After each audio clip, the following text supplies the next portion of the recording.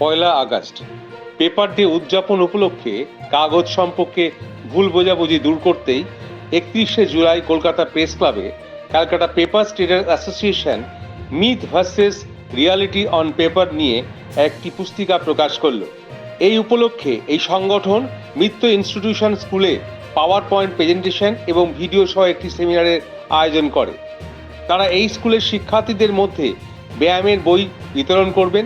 এছাড়াও তাদের সদস্যদের ও সাধারণ জনগণের মধ্যে লিফলেট, গাড়ির স্টিকার বিতরণ করা হবে। এদিন সংগঠনের পক্ষ থেকে কাগজ সম্পর্কে কিছু প্রাথমিক তথ্য জানানো হয়। কলকাতার কাগজ ব্যবসায়ী সমিতি ভারতের প্রাচীনতম কাগজ ব্যবসায়ী সমিতি, কারণ যাত্রাটি আসলে 132 বছর আগে শুরু হয়েছিল।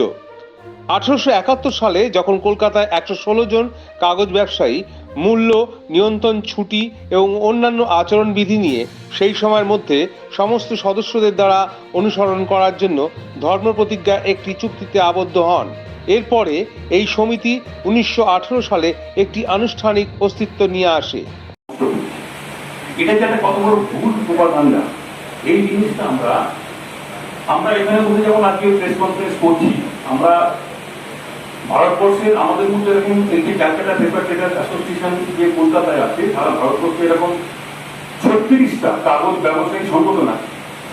তারা প্রত্যেকে কিন্তু কোনো রকম ভাবে আমাদের এই এই এই প্রচারটা মানে একটা বিভিন্ন রকম ভাবে অংশগ্রহণ করতে আরম্ভ করেছে। তা আমাদের বক্তব্যটা কতদূর পৌঁছবে বেশি দূর নয়।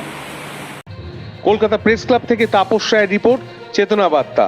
জেগে থাকে, জাগিয়ে রাখে।